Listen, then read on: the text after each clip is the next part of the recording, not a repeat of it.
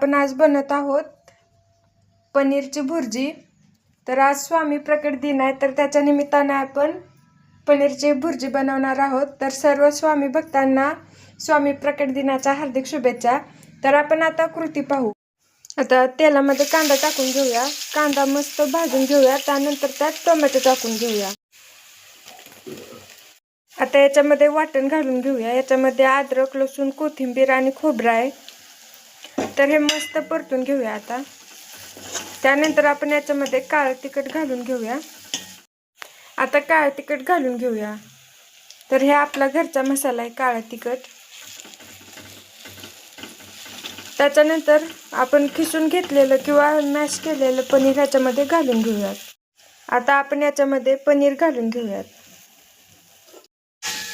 आता हे पनीर छान असं परतून घेऊयात आणि आपल्याला गरजेनुसार, आपल्या आवडीनुसार याच्यामध्ये पाणी घालून घेऊयात।